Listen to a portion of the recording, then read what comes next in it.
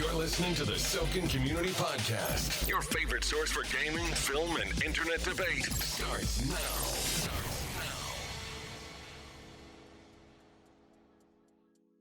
Hello, everyone, and welcome to the Sokan Podcast. I'm your host, Sihl, and with me are Jace and Leo. You don't sound like T. I feel like I'm being bamboozled. Oh, this is Drayson, Jace Drayson. The boys are back in town. It's Leo. Hello.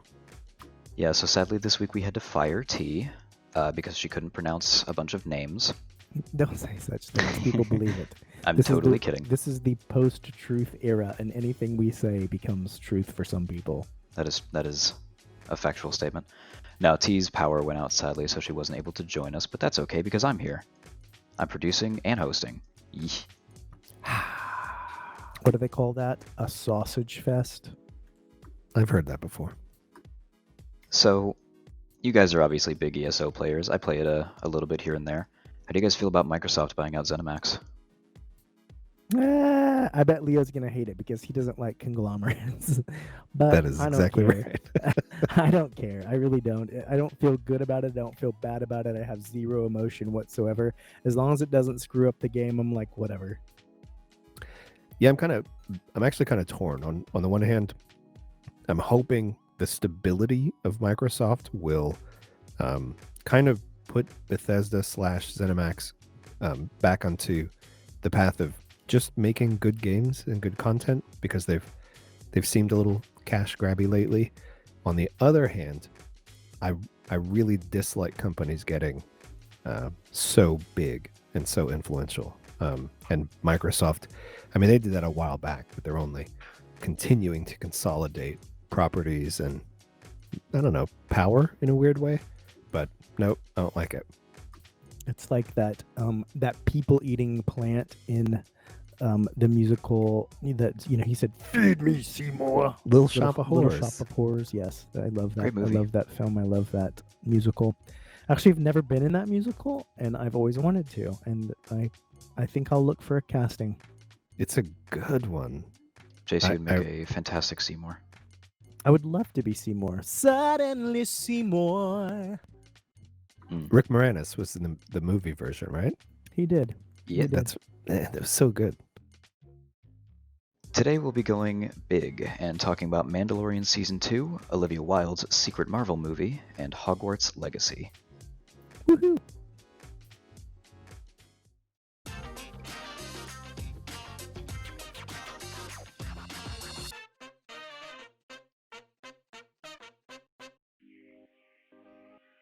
On September 15th, Disney's Star Wars YouTube channel dropped its trailer, finally, for Mandalorian Season 2. Let's just dive into this. The premise of this season sees the Mandalorian attempting to bring Baby Yoda back to his own kind, which he believes must be done by finding a Jedi. How do you think the return of Force user characters like the confirmed live-action Ahsoka will change the dynamic of the show? I think it has the potential to make it a little bit more, make it much larger in scope. Right now the Mandalorian has been his journey, his, unique situation. Seeing, finally getting Baby Yoda kind of expanded things a bit, like, oh, are we going to figure out a little bit more about this particular race? And then I think, of course, naturally, adding to that, the Jedi, or the Jedi Order, or just individual Jedi, that certainly has the potential to bring us into more of a galaxy-spanning perspective, which I think shows like this kind of have to do. While I like the small scale, and I like the non-Force user in a world with space wizards, in order to keep it fresh and interesting, I do think you have to up the stakes, and I think this is a good way to do it. Yeah, and every show does that. You start with a minor villain, season 1, season 2, the big bad gets a little bigger. Season 3, it's usually like a world changing. Season 4, you're dealing with Universal. So that's just kind of what they do. Upping the stakes it's how people make TV matter more as series linger on. I, for one, am incredibly excited about it. I love Force users, obviously.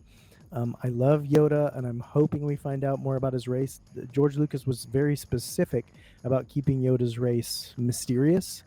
And the one thing I'm a little, I don't want to say hesitant, but curious, and maybe curious in a negative way, is where the hell was Ahsoka during the original trilogy stuff? Like, if she's been around, if she's still alive, why wasn't she involved at all? Maybe she was. Maybe we'll get a reason. I'm sure they'll delve a little bit into her backstory, but it is strange that just in universe that she's going to pop up to help Baby Yoda and the Mando, but she wasn't around to help Luke. How come?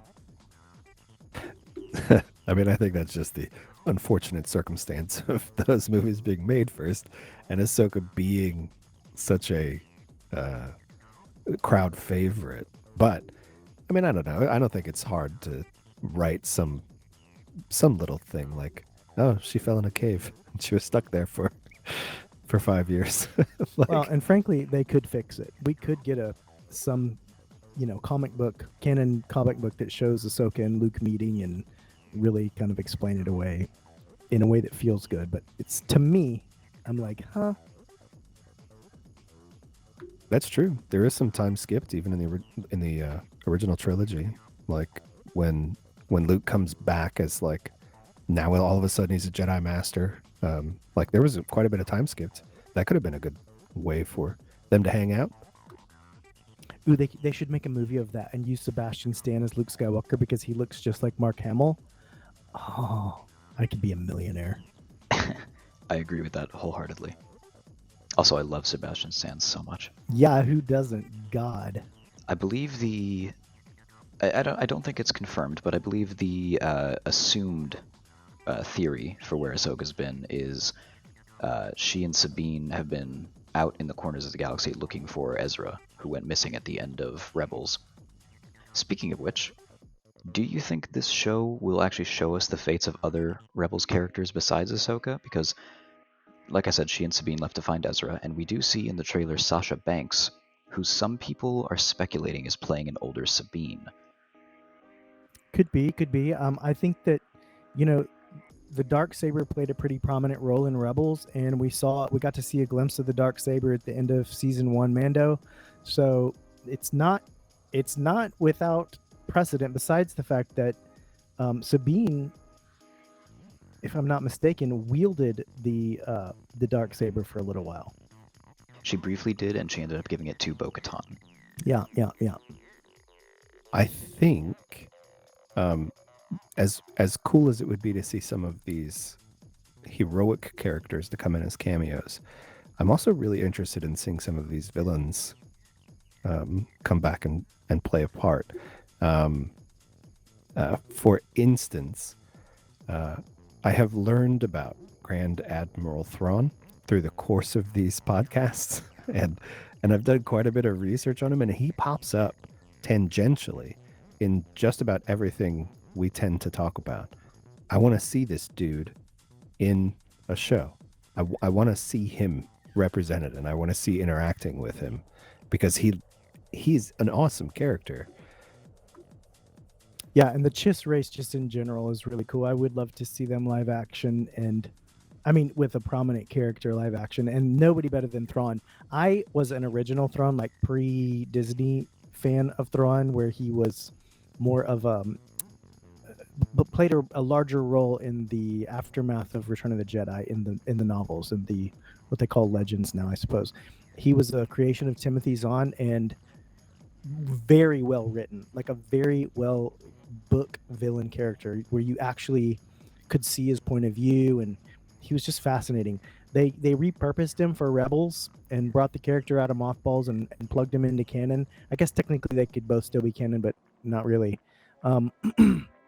So yeah, it'd be really cool if they did tie him in some way, post Jedi. I like when it's not a mustache twirling villain, and Thrawn did not come across that way to me. If they're evil and they're plotting and scheming and I get bored of that kind of villain. It's the villain that you can almost agree with them. Like those are compelling stories to me, and he's definitely that. Catherine Ann Sackhoff is playing the legendary Mandalorian Bo-Katan in this season, but we didn't see Moff Gideon. We know that the previous wielder of the Darksaber will be shown, and though we didn't get a look at its new owner, Giancarlo Esposito is going to play a role in this season. How big of a threat do you think he's going to become to Mando going forward? I think I was actually kind of surprised we didn't see Moff Gideon in the trailer for season 2, because of the finale of season 1. Like he's clearly set up to be, if not the main antagonist, at least a constant thorn in the Mandalorian side. Or who knows? Maybe he does a 180 and saves the Mandalorian in some surprise. But I think he's going to have some kind of prominent role. I can't imagine they would set that up and not pay it off in season 2. Agreed. I love Katie Sackhoff. I have for a really long time. Battlestar Galactica was just really life-changing for me in a lot of ways.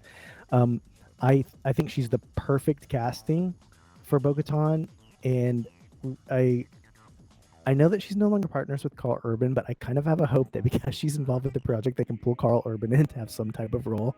Huge fan of his as well. But no, I agree completely with what Leo said. Because she wielded the Darksaber and he has it, and we know she's cast, certainly there's got to be some type of connection here. I mean, it would just be they would be completely remiss if they didn't add some sort of narrative that connected all those dots. And this is set, isn't there a civil war going on Mandalore, or post that civil war?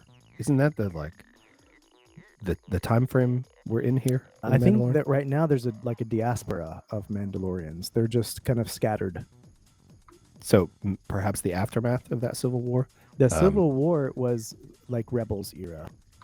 So one piece of it. Okay.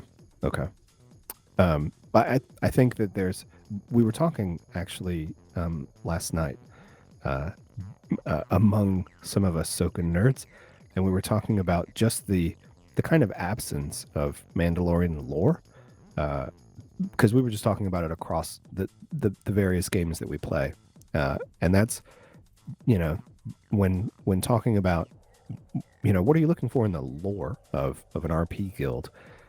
Well, you have to have some kind of foundational material. And unfortunately, the Mandalorians, there's just not a lot. And I'm really, really hoping that they fill a lot of that in with what we're going to learn here with the show, particularly with, all this new information we're learning. I mean, there was a huge kind of lore drop for the first season of Mandalorian.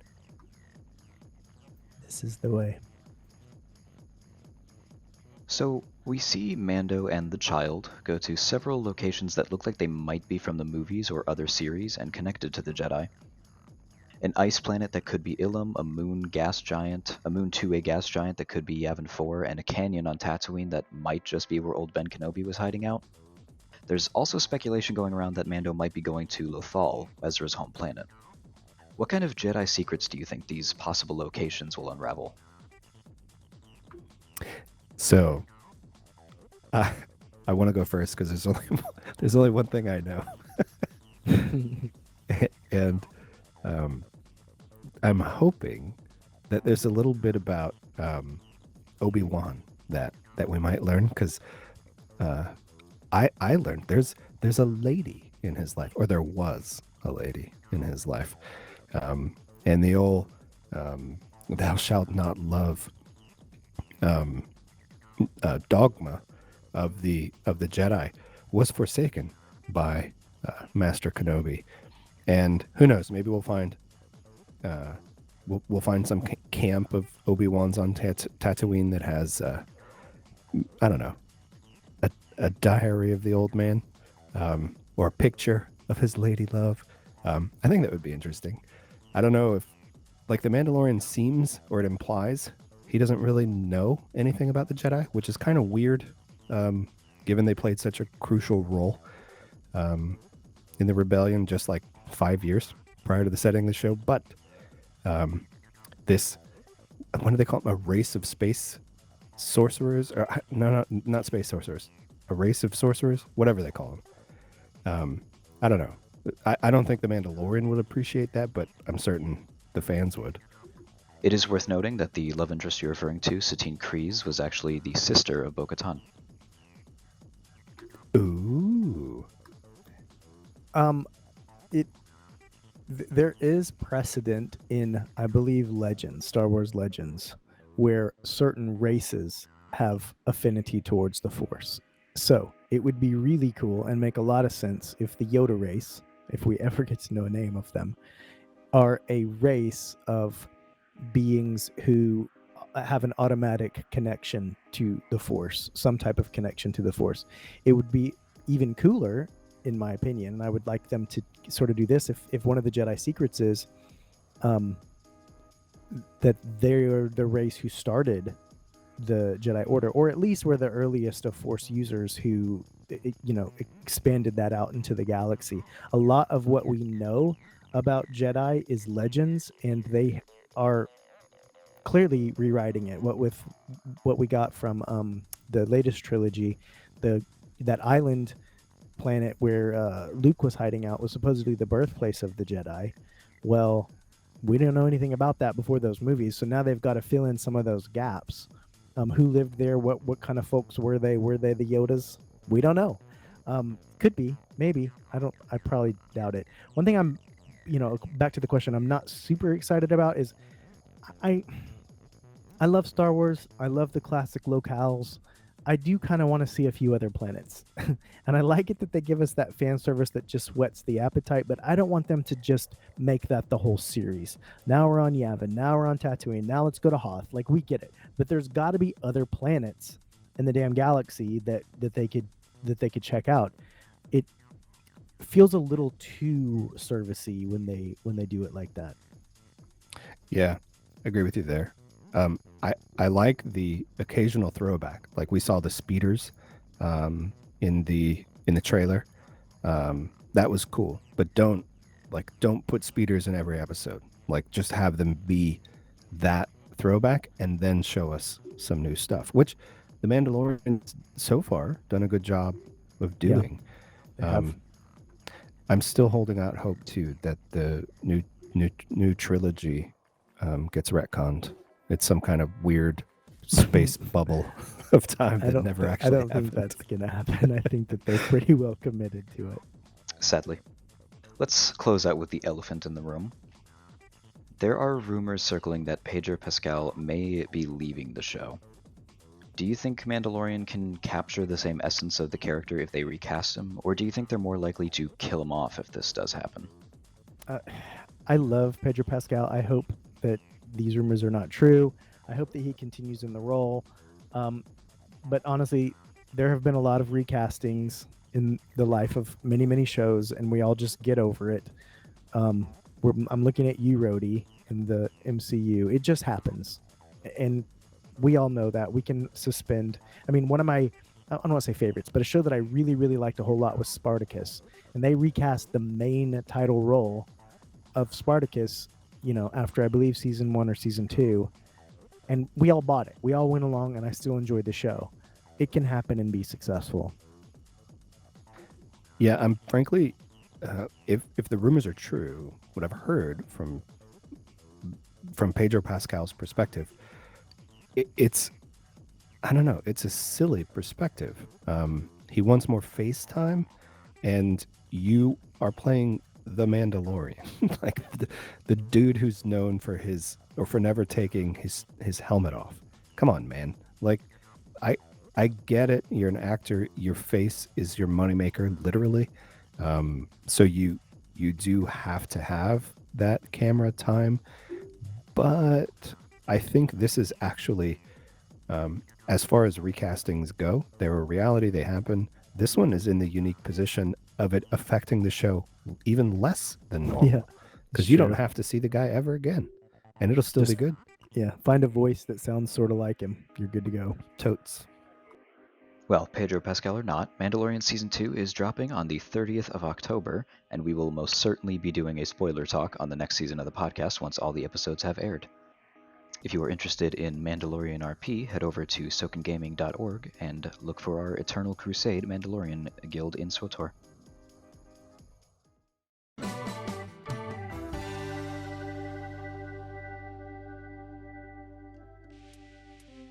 Back in August, Deadline reported that Olivia Wilde, actress, occasional director, and novelist, was being brought into Sony to direct a female-centered Marvel film. Based on the fact it was connected to Sony's Marvel franchise and the fact that it would be a female character, it was immediately speculated that we would soon be getting a Spider-Woman film. Wilde gave this speculation life with her retweet of the Deadline article, commenting an emoji of a spider and nothing else.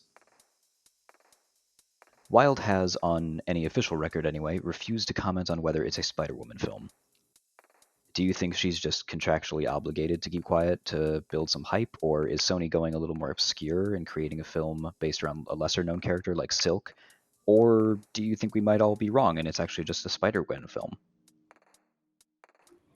I think Olivia Wilde is an intelligent woman and an intelligent director and knows that in order to build hype, at least at this stage of the game, it is best to be coy. At some point, when you actually have material to throw at people, then you can get their excitement by showing what you're actually doing. But I think now, I don't know if she's necessarily contractually obligated to keep it quiet. She might be. That wouldn't surprise me if she was. But I think it's just smart to be coy like that. To put a spider emoji and nothing else, I mean, that's brilliant. We're talking about it, and that's the idea. Totally. And anything surrounding Marvel in this Marvel drought is going to be pounced on, and they know that. Everybody knows that. Spider-Man is huge. Sony wants to cash in, obviously. I think that, it may be that they don't know yet. It could be that they know it's going to be a Spider-Man related film, female lead, but they don't have a script in hand that's really defined, which hero it's going to be. They could still be deciding that. The funny thing is, I believe Silk has already made appearances in the MCU. Well, not Silk, but the girl who becomes Silk has made appearances in the MCU just as sort of a background side character in Homecoming and Far From Home. So that kind of rules it out, but not really, because they always do some retconning or rewrite type stuff if they need to.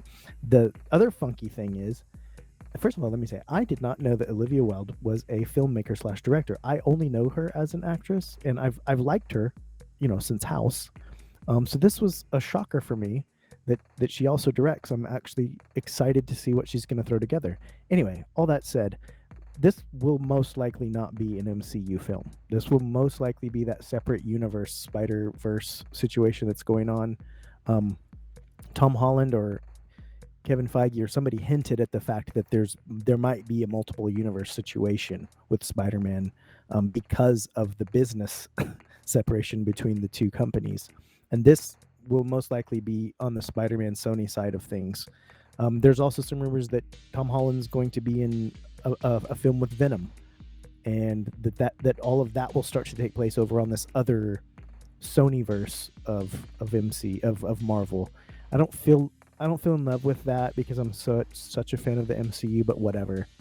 All that said, I don't think anybody knows. My personal hope is it is Spider-Woman, just because that's my favorite Spider Lady. But if not that, I'd be happy with a Spider-Gwen as well. It's such a strange circumstance, the Spider whatever verse. Like, it's so weird being in its own bubble like it is. I'm a huge fan of everything kind of being incorporated and everything kind of like even like giving a nod to some of the other stuff. Like, granted, the MCU is like the ultimate nod to each other because they all are intrinsically linked. But if you just have a reference and, like, I don't know, that makes the movie feel so much more real to me. To have them on their own when they don't have to be just feels strange. It does, and I hate it, but the only good part of it is there is such a groundwork already laid for there being multiple universes. So the comic people, we can wrap our head around the fact that there's a Spider-Man in this universe, there's a Spider-Man in another universe, there's a Spider-Man in another. I mean, Into the Spider-Verse we talked a little bit about that last week. Yeah. It's the perfect example of that. A great you can movie have too. multiple Spider-Mans that are all still just as Spider-Man as the other, but they exist in just different universes. And I think I think they're going to go that route, but I think it's going to be based on money, not necessarily about any creative choice. Yeah, that unfortunately, yes, that's just the reality of it. I think Spider-Pig was my favorite. The screenwriter, Katie Silberman, was the same one who wrote Booksmart, Wilde's last major directing film. Booksmart has a lot of great reviews, boasting a 96% on Rotten Tomatoes and 84% on Metacritic and a 7.2 on IMDb. Do you think the pair known for a teen comedy can match or even improve upon the energy brought to Tom Holland's Spider-Man? Tom Holland is a new Brat Pack type actor, so I'm very fortunate to have grown up in the 80s, believe it or not, when we got those Brat Pack movies. Who was that director? Help me out real quick. Come on, Sihl, I don't know. film You're student. too old for me. All those 80s teen angst movies. John Hughes. It makes a lot of sense to have this new generation teen Rat Packy dude heading up a new teen world. I mean, I would love to have some of that John Hughes energy in a Spider-Verse film. I've never seen Booksmart, so I don't even know what that is about. It looks like it's good. A lot of people like it, so maybe I'll check it out. But I think it's a perfect fit just because of who Tom Holland is. By the way, he's out on a new movie on Netflix, and I want to watch it so bad, but it's so not him because it's like murdery, and I'm not doing it to myself. It's not the Tom Holland I know and love. No, I can't. He's also This sporting pandemic- he's sporting a southern accent in that film. Yeah, I'm fine with that. Go Southern, son. I'm happy to feed you some biscuits and gravy and whatever, but listen, I don't need to see you mad and angry and killing folk. That ain't my kid. That reminds me, like when Robin Williams played a serial killer in, I don't remember, some movie. Anywho, way off topic. I also have not seen Booksmart. However, when I started looking it up, it's a movie I wanted to see because it looks really funny from all the trailers and advertisements I saw for it. It's one I regret not seeing. After doing a little bit more reading into it, it sounds even better than the trailers led me to believe it would be. It's definitely one that's on my to watch list now. There were a number of other screenwriters involved in the process for it. I'm hoping that they weren't, I don't know, the magic ingredient in tweaking Booksmart to be as good as it sounds like it was. Honestly, I think the director deserves quite a bit of credit for, the success of a movie. They also deserve a fair bit of criticism if the movie doesn't do well. Granted, we were just talking about this off camera earlier. There are other folks involved that could be at fault, but ultimately it's the director's call who gets to do what and what actually makes the cut. But I'm hoping that they're able to pull it off. If they can make something that looks or is as funny as Booksmart looks to be, if they can turn that into the charm of Spider-Man. I think that's probably a better word. Spider-Man, or not Spider-Man, Spider-Woman, or Spider-Gwen, Spider-whatever. It's not a comedy, but it does have to have a certain kind of charm to it. There has to be humor in it. And I think channeling the energy and humor of Booksmart into that's probably a good way to go. Wilde has stated in interviews that she is looking forward to, quote, reframing superhero stories and infusing the genre with a female perspective, end quote. Shame T is not here to discuss this question. Captain Marvel was the first exclusively female-led superhero movie in the Marvel lineup, and it had some issues, not to mention the hate it received online despite not so bad official reviews. Ant-Man and the Wasp had a co-leading lady and was well received, and many fans are excited for the Black Widow film. How do you think this secret Marvel film might better reframe these stories? So you just asked a room full of dudes how to successfully reframe a secret film from a female perspective. This is T's worst nightmare, and we're walking into it. I was really hoping T would be here to correct you on all your incorrect opinions. I don't know. I honestly think if it's a good movie, it will do what people hope it does. That's it. Make a good movie. I mean, yeah, I want it to be a good movie too. I mean, what does it mean to be a female, and what does it mean to have a perspective that is female? I don't know. I'm a dude, even though I'm, I've got a little sugar in the tank, whatever. It's hard for me to know what that really means. So it's great for a lady screenwriter and a lady director with a lady leading lady to put that together and let us learn what that's like. Unfortunately, there is not a lot of that out there. We've got, almost 30 Marvel films and one led by a lady. That's a problem. There is a representation problem in film. Everybody knows it. I know that it matters for a lot of reasons. One of the coolest things that happened during my MCU watches was I went to see Endgame with my parents and my daughter, and went Captain Marvel's penultimate moment when she comes back and all the guns shoot on her and she just wrecks the big old Thanos ship. My mom, who is a 70-plus-year-old woman, sat forward in her seat and clapped, and my husband watched her do it. And after the film, we were in the car ride home, and he said, that's probably the first time in her life at 70-something years old she's ever seen a woman superhero come in and kick ass like that. And then my daughter, who was in the car with us, started to cry and wipe tears from her eyes, and she's like, that's really, really sad. So I know representation matters, and I know that it's important to see the things about yourself that either you're insecure about or that you have been persecuted for or that are broken inside of you, perhaps, to be put on a screen and even either triumphed over or celebrated, or maybe even just made to be normal. And we don't do enough of that. And sometimes when it's done, it's maybe done ham-fisted, but I think it's important, and I don't want us to miss the positive things that can happen from that. As a gay man, I have yet to have my superhero represent me on screen. And, it does, I don't want to say it's hurtful. It doesn't make me feel sad, and I don't think about it all day long, but I'm going to be very excited and supportive when we get to see Wiccan in the Young Avengers, assuming that all unfolds, and him have a relationship with Hulkling.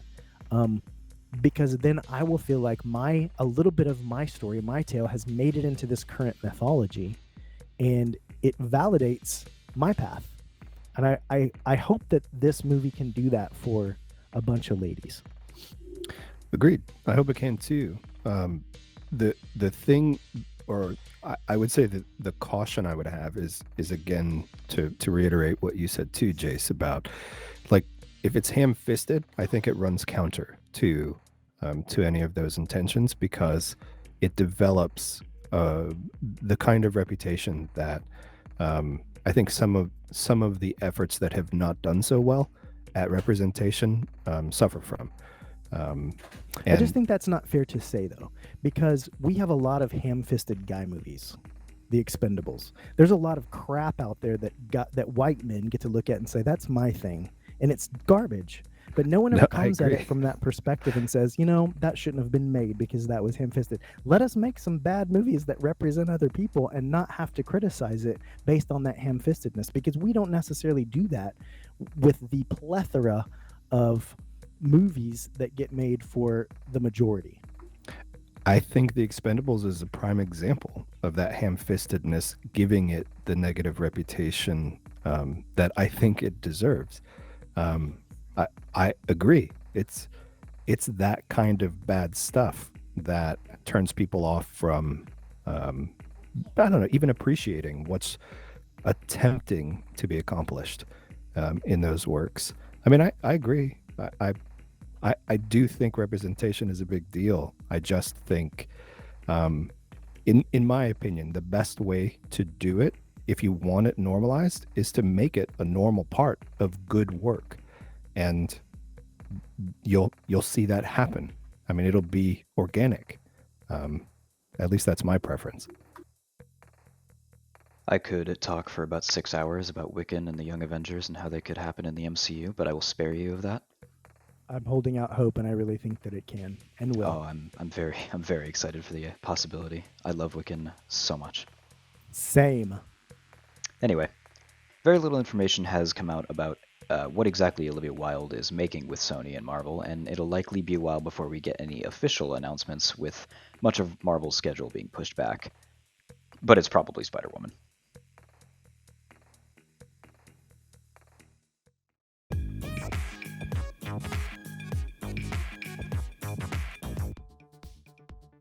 On September 16th, wow, the day after Mando, Warner Brothers and Portkey Games dropped a trailer for its upcoming Potterworld video game, Hogwarts Legacy. The trailer shows us the Hogwarts school back in the late 1800s, and Potter fans are buzzing. This game will be the farthest back we've ever gone in the Potter lore, set before most of even the older characters are born. How do you think this is going to affect the history of Hogwarts as we know it? So, honestly, I don't know. I think this should have been the time that the Harry Potter books were set in to begin with, because this seems so quintessential magic and wizards and witches. Like, I mean, the modern day was an interesting setting because it was designed to show the parallel existence between wizards and like modern day, but I don't like this one. Just it has the feel of, old magic, and I don't know that I'm stoked about that. Anywho, the question, I really hope it doesn't really alter much when it comes to the modern history or what we know happens in the wizarding world. I think setting games in the past like this, kind of in in the dark ages, so to speak, I think there's potential for them to do whatever they want, so long as the world can come back to the Harry Potter we understand. I don't think it's going to alter too much. I hope it doesn't. Yeah, that's a really good point about the 1800 situation. It kind of gave a language to something I had been thinking. I just recently rewatched Sorcerer's Stone because all of the movies were on HBO Max, and I was going to watch them all. Then all of a sudden they weren't after I watched the first one. Super irritating. Anyways, it's going to come out on Peacock, I think, so I'm going to take it back up later. Anywho, I did have this moment where I thought, why the hell are all those people dressed like that? Like, once you go into the wizarding world, yes, everybody's dressed like it's the 1800s. And I didn't, consciously think that, but I remember the moment when they go back into the wizarding world, or when they're on Diagon Alley, and it's like, this looks like a whole nother period of time. And I think that was part of the shtick, I guess, in the universe, but it really makes a lot of sense to set the game there, because it's not going to really feel all that different. There wasn't a lot of it once you went out of usually the beginning and the end of the films, they were in the real world. Once you went into Hogwarts, it felt like another time, another place. So it did, with candles for light, and it was a strange juxtaposition.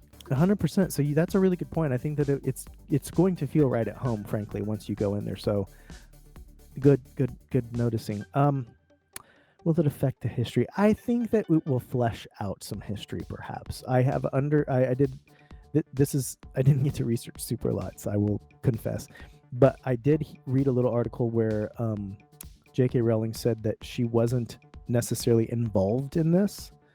She signed off on it. I'm sure she's going to make money, blah, blah, blah, on the royalties, but she's not necessarily writing these stories, or it's just set in her universe. So I don't think they're going to have license to drastically change anything. So everything they have to do kind of has to fit within her bookends as it is.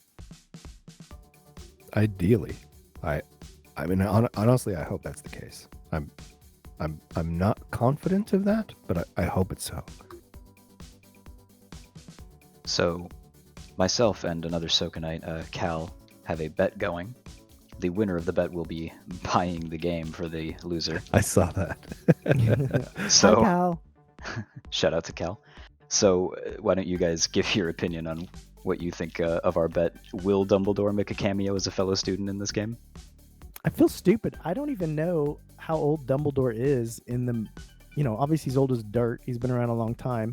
In the prequel movies, he's a grown man, played by Jude Law. So is he even alive at that time? I don't know. If he's alive, according to Google, like he was born. He would. He was born in 1888, I believe. And the setting for the game is just late 1800s. So it's been very non-specific, yes. Maybe he'll be a student at Hogwarts then. I mean, it could be.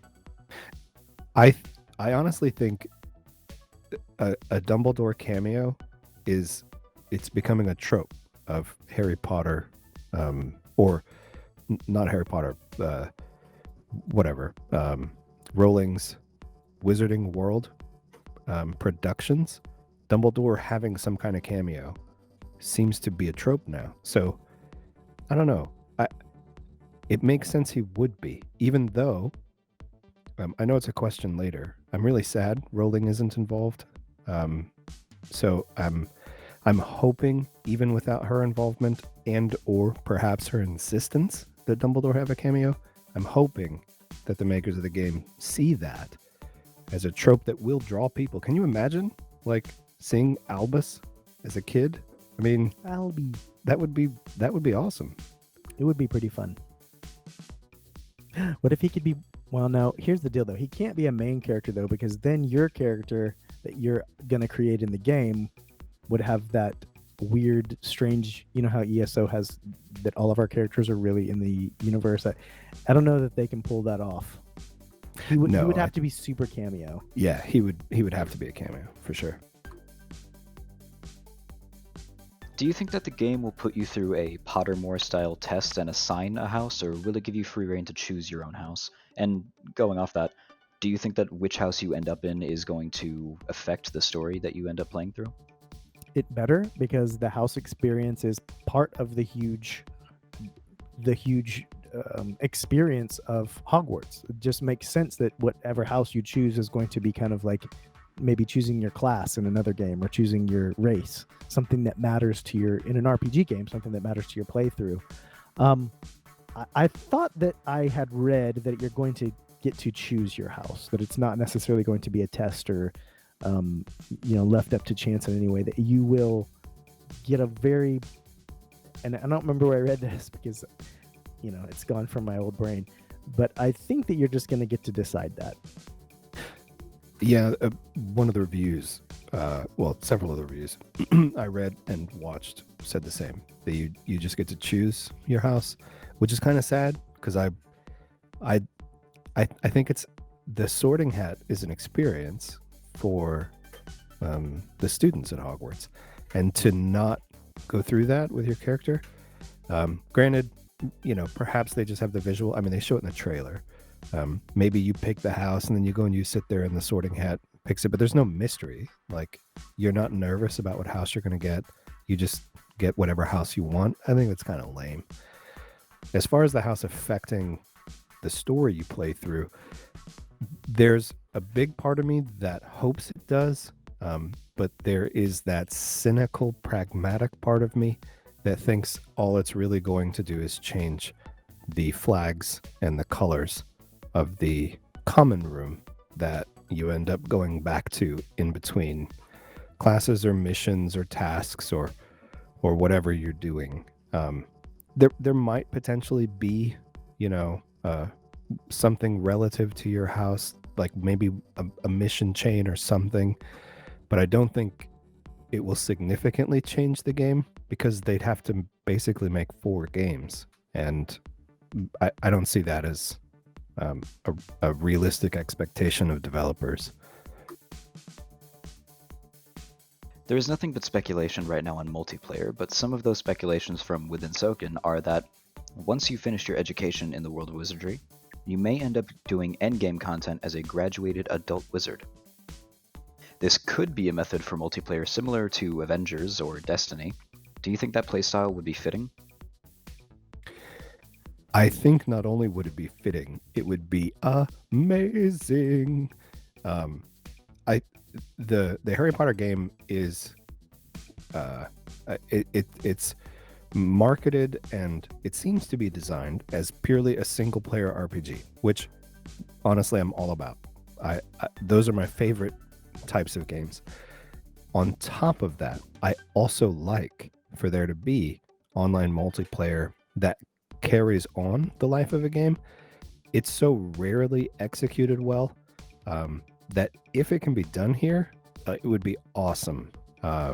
There are scenes you see in the trailer of outside Hogwarts. I don't know if they're, just parts of the classes that you're taking, but I think it would be fantastic.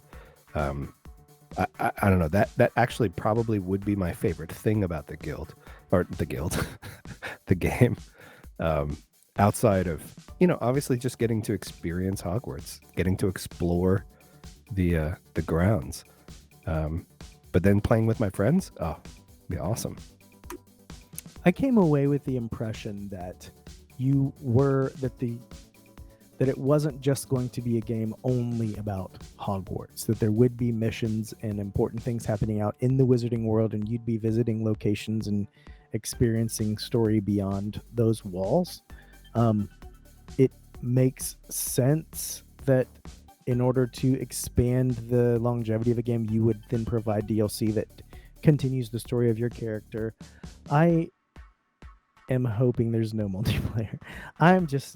I'm ready for an old-fashioned sit down and play by myself RPG where I can just experience a game and be in my own head and not have to worry about queues or connecting with other people or other people getting ahead of me, or I can't play on someone else's schedule. I'm not a huge multiplayer fan, ironically, being that I'm a GM of an MMO, just because of the fact that connecting with people is sometimes difficult for me. My schedule's funky. So I really hope that it will just be a single player RPG that you can button up and play by yourself. There are some great games that just kind of tacked on multiplayer. I think Lee was kind of alluding to that when he was like, when it's not executed well. I think Mass Effect did that. You've got a great single player experience, and then you can do the multiplayer if you want. It's just kind of arena-ish, and it doesn't matter. You could do that if you wanted to, and I wouldn't be against it. It would be dumb for me to say, no, don't put that in there. I just don't want it to matter to the game.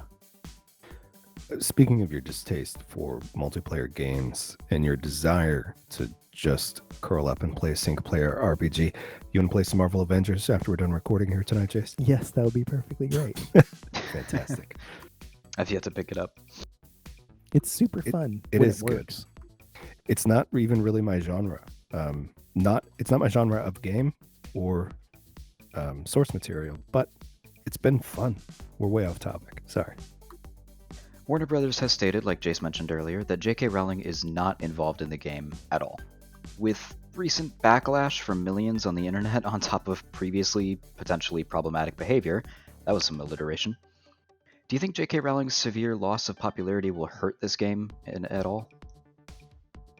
I think what'll hurt this game is how long it took for it to come out. I mean, we're a long time after the Harry Potter films. Granted, the second trilogy is out, and I don't know that it's garnering any new fan base or anything, but I'm talking out of both sides of my mouth here. The fact of the matter is, I'm an old man, and I read the Potter books. I loved the Potter movies, and I'm super stoked for this game. So maybe I'm stupid, but it's just a strange time to release a Harry Potter game of this magnitude when it's not in the middle of the hype. Like, the hype has done past. It's over for the most part. J.K. Rowling's, come on, she was a waitress that got talented, creative human being, don't get me wrong, but she got lucky on a publishing deal, and her great ideas just took off. So I don't feel it's necessary to hold her to some standard of being a hero when she is just a person who wrote some creative stuff that we all really like a whole lot. Blasphemer. It's just, I know, I'm not in that vein of canceling people when they screw up. And yeah, she says some silly dumb things, but I say silly dumb things too, and I hope that people can bear with me. I bear with you, JK. If you hear me, send me some cash. I mean, I don't know. I don't want to get into the politics of the thing. I really dislike that J.K. Rowling's not involved.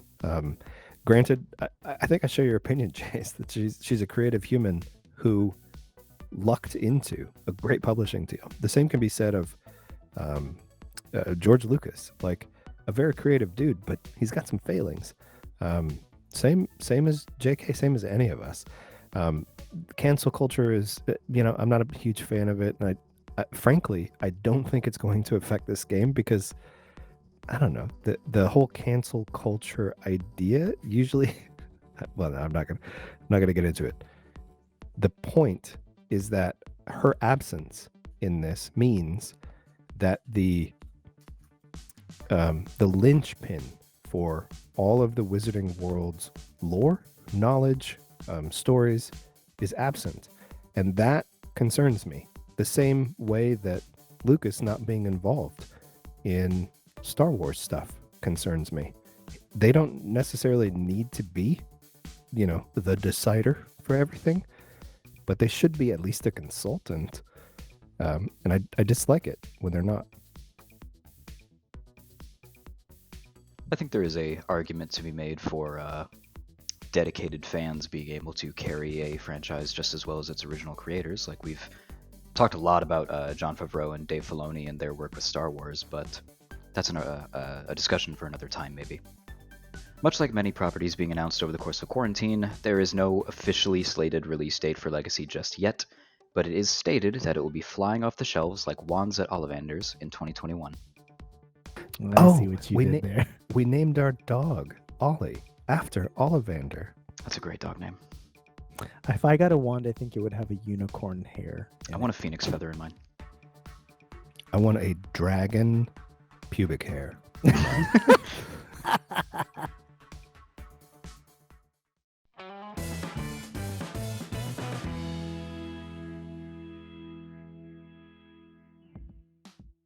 It's tea time, which is very thematic after talking about the late 19th century England for the last segment.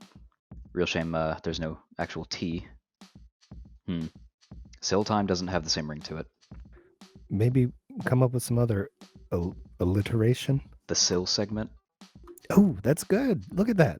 Right off the top. Sihl speaks, that's not bad. I'm just going to keep calling it tea time, though. So because we talked about Harry Potter, naturally, we're doing something a little different for tea time today. We all took the Pottermore sorting hat quiz to find out which Hogwarts house we belong to. So what did you guys get? I got Ravenclaw. Ravenclaws are known for their wisdom, cleverness, and wit.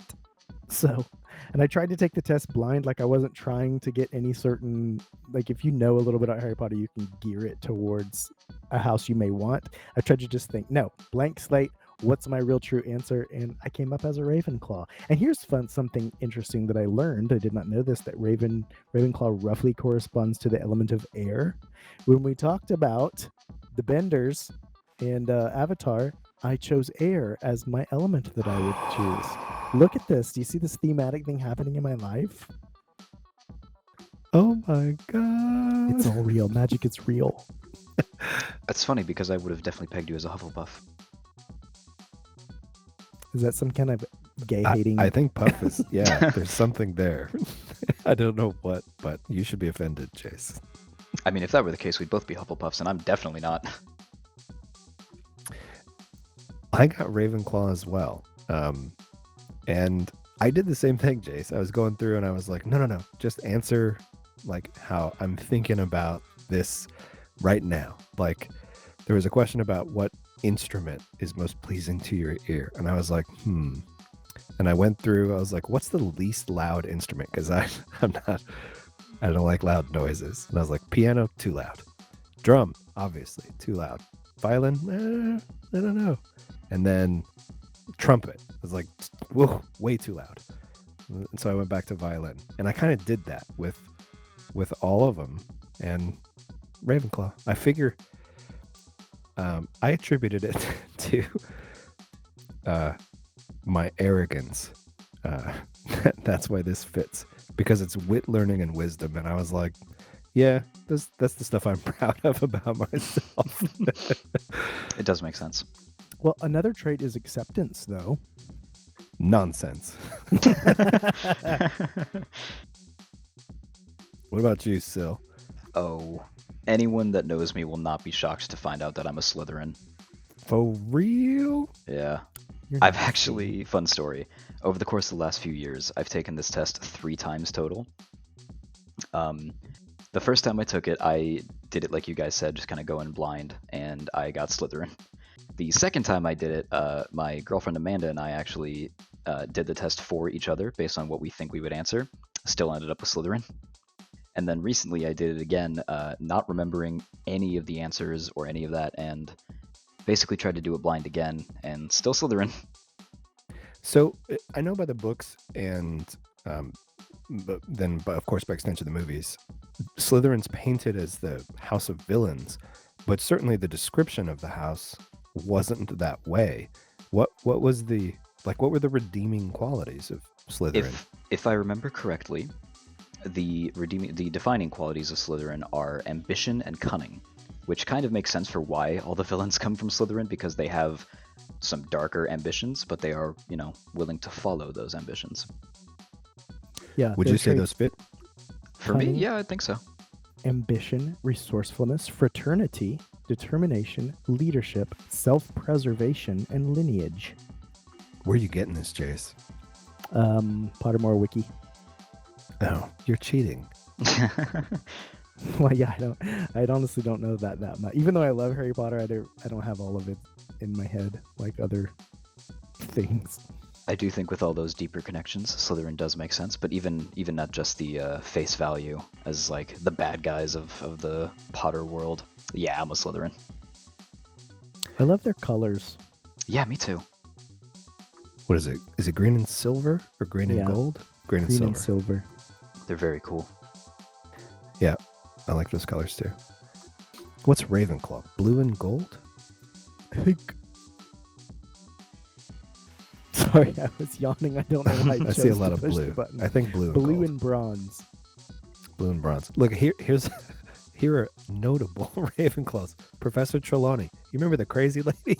Yeah, crazy. The Einstein hey, here? she was Yeah. the real deal. Luna I mean- Lovegood. The crazy chick. Yep. Oh, Luna's awesome, Awesome. though. See, at least you can relate to crazy characters. Notable Slytherins, it's just like 1,800 different bad guys. Right. It's Tom Riddle. Yeah, Tom Riddle, Snape. I mean, Snape's cool, though. I liked Snape. His story was heartbreakingly tragic. Yeah, for sure. Professor Quirrell was a Ravenclaw, though, and he won't know winner. Gilderoy Lockhart was a Ravenclaw. Cho Chang. Let's just remember that Cedric Diggory was a Hufflepuff, so we're all missing out. I mean, pursue your dreams, lads. Okay, man, I'm all about ambition. I'll do it. That's true. If you'd like to submit a Tea Time question for the podcast, head over to sokengaming.org/sokenmedia to find the submission bar on the right-hand side of the page. Thank you for joining us on this magical, mystical, Spider-Tastic episode of the Sokan Podcast.